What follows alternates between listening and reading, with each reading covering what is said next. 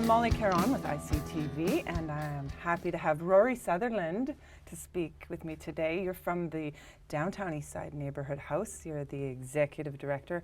You're on staff, hands-on. Here we are on unceded Coast Salish territory in the downtown Eastside. What is the Downtown Neighbourhood House? Is it a society or an association? Yes, so we are a society. We have charitable status, and we're governed by a board of directors, fairly small nonprofit, about 5 full-time staff, and 3 or 4 part-time staff, and a lot of volunteers and community partners that chip in to make it all happen. Nice. Yeah. And your background, tell us about your background, Rory. So my background, I started out working in community mental health. I did an undergraduate in psychology, and then working in kind of low barrier community settings, drop-in centers, that kind of thing, housing.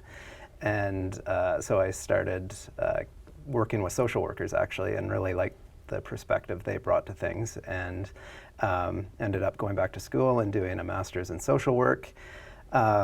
I was fortunate at that time that there was actually a research project going on neighborhood houses during my studies, so I got to participate in that. And then I finished my master's and ended up working at a neighborhood house. So. In a very interesting neighborhood where there is an intersection of addiction and mental illness and gentrification. Yeah. It's a hot spot in Vancouver. So there's 15 neighborhood houses throughout Vancouver. What makes the downtown Eastside Neighborhood House unique? I think every neighborhood house does have a kind of a mandate to be responsive to community needs. So the downtown Eastside is a really unique neighborhood. And we started out about 15 years ago, and kind of the predominant need that was emerging and has stayed very relevant the whole time is food insecurity for the community. So I think that really resonates with us, and we have a food philosophy for our organization, and really most of our activities focus on the right to food. Yeah, it's a human right. So how does that manifest? You have a way to deliver food to people. Tell us about that. Yeah, so COVID, definitely the last 18 months has really been very different than prior to that, but normally our service provision is a lot of community meal programming, so programs where people can come in and kind of share a healthy meal in community. That's a huge gap in downtown. In a dining room with tables. Yeah, exactly. I think there's, in the downtown Eastside, there's a lot of larger service providers that operate on a very large scale, kind of industrialized model, and they provide a lot of meals, and that's needed. But we've always focused on really serving food in a way that emphasizes people's right to food and dignity and that kind of thing. So that looks like when we're open for the program, there's no time limit. Lots of places people have to come in and kind of shuffle through. Eat quickly and leave. Yeah, exactly. So we have some people that will come in and do that, just grab a bite and go, and other people will come in and spend the whole program with their friends, trying the different dishes. And I think that's part of it as well, that we serve our food kind of buffet style throughout the day. So we'll have everything, all ingredients, all the dishes listed on our bulletin board in the space, so people can accommodate needs, preferences, food allergies, and just try the different dishes. And I think that's there's with food insecurity, there's a lot of individuals that have those food allergies or needs or preferences Specific that go along needs. with medical conditions or cultural considerations, that kind of thing. So I think really being able to be responsive to those needs is part of our right to food philosophy. How do you integrate the growing of food and the preparing of food? Yeah, so strangely enough, along with the emergence of COVID, we had an opportunity to start an urban farm. It's the old soul food site at the Astoria Hotel. Right. It's a half-acre site, and we spent, when COVID started and we really couldn't engage our volunteers doing indoor programming, we kind of shifted all that to reactivating that farm site. It was very dilapidated, covered in garbage and rotten boxes, and so we revived it, and by the end of the summer we had grown probably over 3,000 pounds of fresh organic produce for the community. So that food went into, we had a COVID hamper program running for the families and seniors, and then a lot of meal programming, so doing over 1,000 meals a week that would be served either from our front door, because we couldn't have people in the space, or we would partner with some organizations to deliver to the local SROs as well. So that was really pretty special to be able to be growing the food just down the street and have it go right into the meal programs or just straight to folks through the hamper program. Yeah, satisfying work, meaningful. So the COVID certainly has increased the to-go containers and the delivery vessel of food. How else has COVID changed the services you provide? So I think over COVID, one thing, immediately we learned how fragile the food system was in the downtown Eastside, and really the limitations of the charitable food system. Everything just kind of shut down.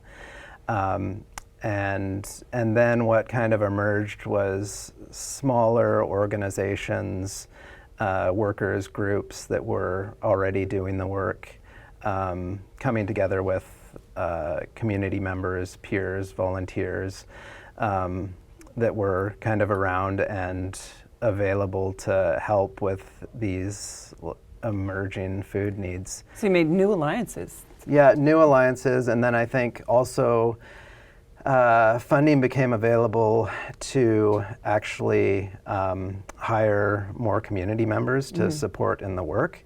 So building new programs that were based on the leadership of community members that otherwise had been kind of excluded from the labor market. So tell me about your food zine, The Right to Food. Yeah, so the Right to Food zine started, I think, in about 2012, and it was kind of emerged in parallel with the leadership work that was happening at the house around kind of local food security and engaging the community in food systems issues. So it's published a few times a year, and it's focuses on everything kind of food security related. Does it have input from the community? Is there local membership? Yeah. Artism? Is there poetry in this magazine? Yeah, there's local artists, poets, people that are just interested in kind of involves community members that love food or are interested in kind of the politics behind the food systems. There's a lot to be said there, and I think COVID has had an impact on that as well, just because it used to be based on kind of the people meeting around a table at our community drop-in, and now we've sort of shifted online to Zoom meetings, but I think that's another thing with COVID, the technology barrier. Really, so many folks in the community don't have access to technology to be able to go to remote meetings. Absolutely, I see that. Do you have a public access computer at your downtown? So we have had a volunteer computer historically, where people could access it. Community volunteers could access their internet, that kind of thing.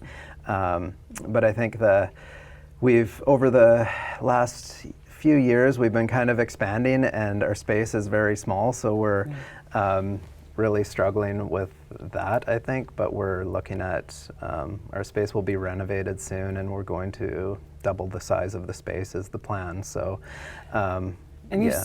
you service families in this small space. Tell us how you do that.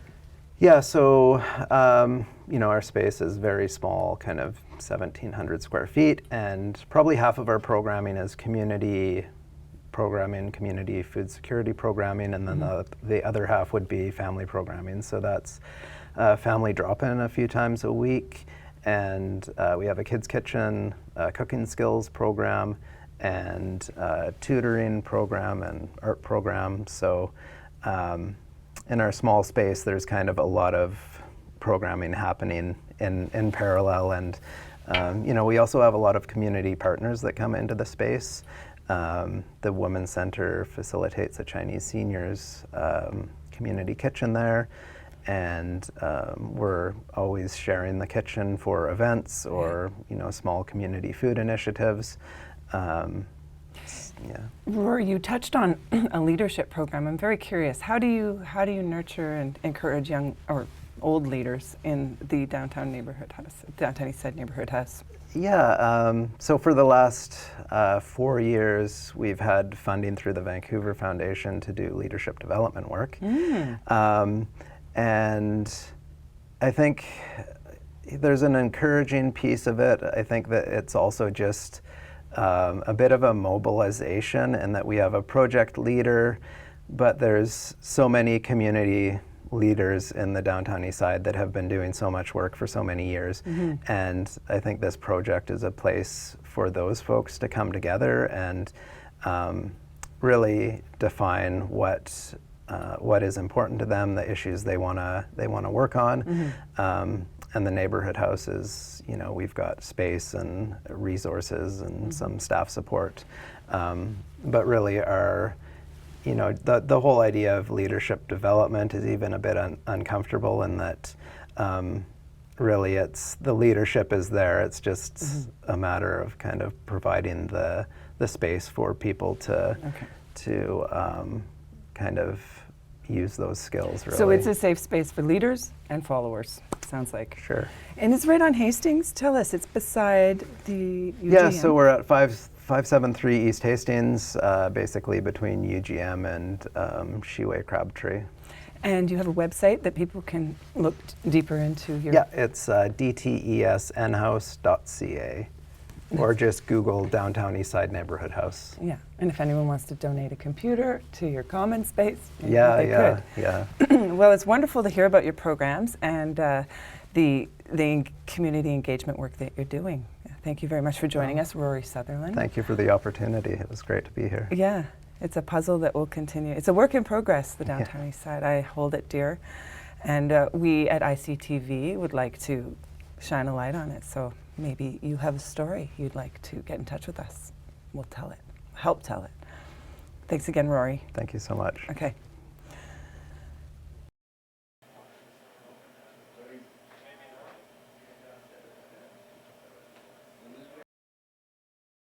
Hi, welcome to the show. With me today is Joe Begin, and Joe is from Urban Eco Village. Thank you for being with me today, and well, let's go into it. What is Urban Eco Village? It's built by the Great Heart Universal Development. Okay, and what is Great Heart's Universal Development? Okay, the Great Heart Universal Development is to, it's a consortium of people, company, and that want to empower people that are willing to be. So every step of life from creation to death will be covered by that. So in different way, help to improve people's life, become as self-sustainable as possible, self-sufficient as possible. Many communities around the world are very deficient of different things.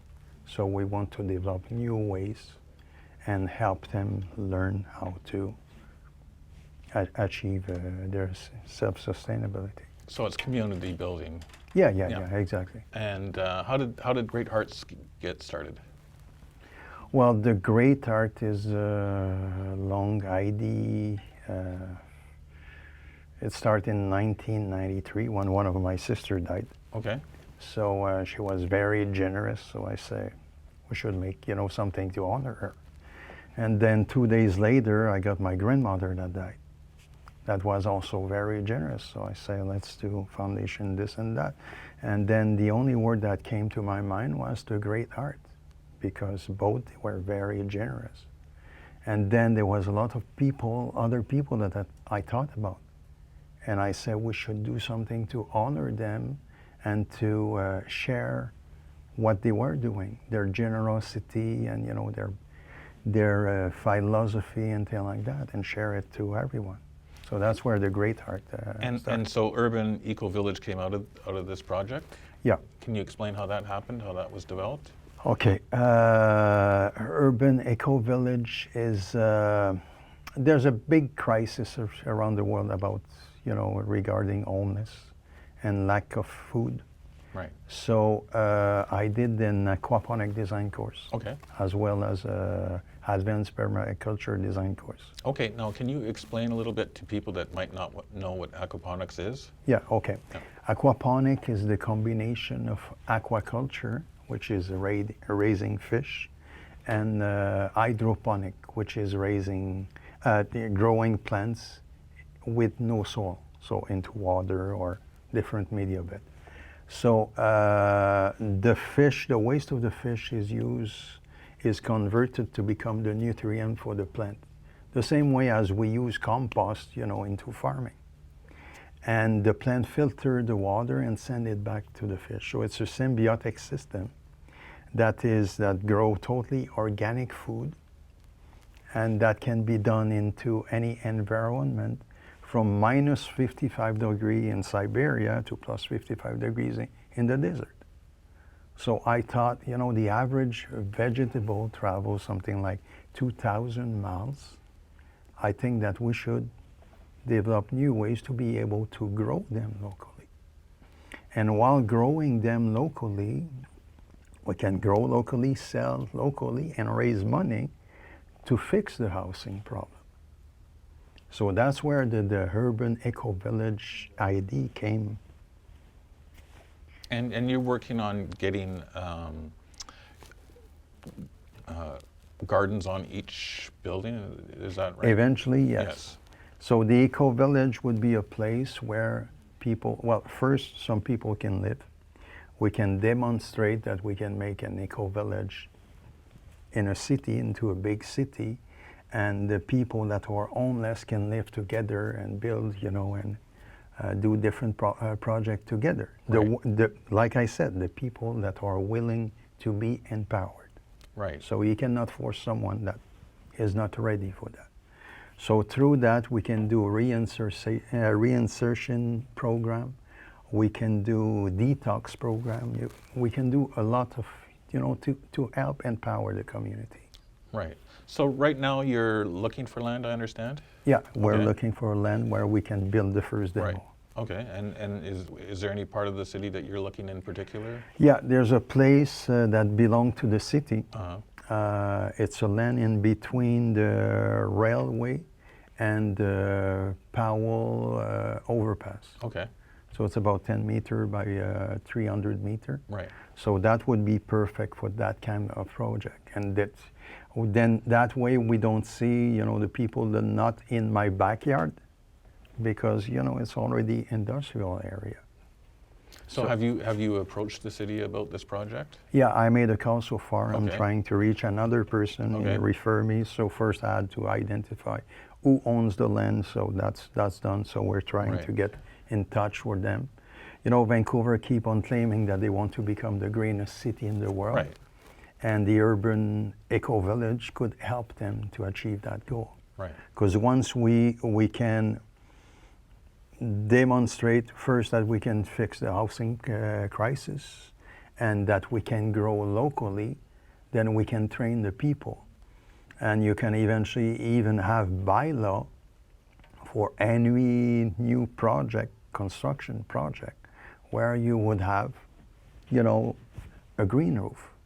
But not the green roof as we see now. Now you talk about a green roof, and it's mainly you have, a little grass and a few trees, and that's a green roof. Yeah, you want to grow food. Yeah, exactly. So I Okay. want to use the area available to grow food. And no matter that it's a 7-story or a 30-story, we can achieve that. I think there's a big lack of design from architect and engineer when they design those new buildings. And they could reach out to us and we can help, bring some new idea and help them to become the greenest city in the world. Right. Have you spoken to the city and are they generally supportive of your project? I didn't have much contact with the city now. Okay. I'm just starting Okay. to do, the contact with the Okay. city. So I've talked to a few people. People seems to be open, Okay. but we need to go further into the project. I think it's very Have positive. you spoken with engineers or anybody of? I got different people that I spoke with during my course, when I did my course. Right. So everyone seems to be supportive, and they say that it's very positive. I'm a member into, a big international permaculture community, and people are very enthusiastic about it. And I talk also with some teacher because I did some course at UBC. So I got many teachers that I spoke with, and everyone, they say, go for it. It's, Okay, so let's say you get the land. What is going to be the first step? The first step is going to be to build a small demo. Okay. So a basic unit. And what would that entail? Okay, so let's say the idea with the urban eco-village is to build what I call affordable aquaponic modular housing. Okay. So basically we take shipping container. Okay. So we take 3 units, let's say 3 shipping container. One become a house, the other one become a shop for, let's say, local artists or something like that, and the other one become a big fish tank. On the top of those container, then we build a greenhouse, and that's where the aquaponics system is. Okay. So the more we grow, the more we can sell locally. We grow locally, we sell locally, and we raise more money until there's no more need for affordable housing. How many people could live in one container? Well, a family could. Oh, You a know, whole family? Yeah, it depend of the size of the container. Yeah. But let's say that we take, I don't know, a 20 feet container, Okay. which is 20 feet by 8 feet. Right. Well, you could have a couple, 2 people living into it easily. It all depends on the design. Yeah. But For the if you- containers you're looking at, what are the average sizes of the containers that you're looking at? either 20 or 40 feet. 20 or 40 feet? Yeah. Okay, well, a 40-foot it's- container could fit a lot of people, I would say. Yeah, well, it could fit a family with kids, or you could also fit, cubicle, or it's a kind of, those mini hotel where you have a room or smaller room or thing like that. So kind of a community housing or something like that. And now, did we go over the Berkeley hot composting system? I don't think we've gone No, over it. so far, no. How does that fit into this Okay, system? well, there's two type of composting that I'd like to develop. Okay. There's the Sterophone composting. Okay, and can you explain a little bit about that? Yeah, there's some kind of worm that can eat the Sterophone, the white That's amazing. the white Sterophone. So there has been some tests in the States. Oh yeah. So I'm waiting for some results, some samples, so we can analyze them and make sure that there's no residue of microplastic. Okay. So apparently not. So, but I'm waiting to check, on that. If that happened, then we can develop something and even eventually offer BC or greater area to give us so we can recycle, we can compost their Sterophone instead of shipping it. I think it's in Malaysia that they ship it. It's somewhere very far. Oh, and So- does Malaysia even want our compost? Well, they don't compost it. I think they remelt it and they redo, you know, Oh, okay. pellets and you repurpose into Okay. new product or something Okay. like that. So, but us, we would, you know, make compost out of it instead. Okay. And then there's the Beckerley hot composting system. Berkeley. Yeah. So it has been developed by the University of Berkeley. Okay. And mainly what you do, you take manure Yeah. or poop Yeah. and you lay it in layer. So you take manure, 1/3 manure, 1/3 organic waste like, leaves or, grass clipping or whatever. And then brown, which is paper and cardboard or thing like that. Right. So then you use an activator to start the chemical process. So it develops a lot of heat. So it can go up to easily 140 degrees. And at that temperature, you can use that heat to either, warm up water or, even to produce electricity. So we'd like to develop that expertise as well. So experiment it and bring some solution that could be used, in Vancouver and elsewhere. And so if people want to find out, or if people want to get involved in this project, how would they go about it? Well, they can go to the Great Art website, Right. which is thegreatarts.org. Okay. They can leave their name, and we're going to put them on the mailing list. So Okay. when the projects go further, well, they can be informed, and they can leave us a message, and we get in contact with them, and or they can visit the aquapo.org, Okay. which is AQUAPO, like aquaponics.org. And they're going to have a little more detail about the affordable aquaponic modular housing, Okay. which is another name for what we want to do. And are you looking for investors? Yeah, definitely. Okay. So investors can go to the same site and check you out there? Definitely, because we're going to grow locally. Okay. So, and everything we're gonna grow will be totally organic.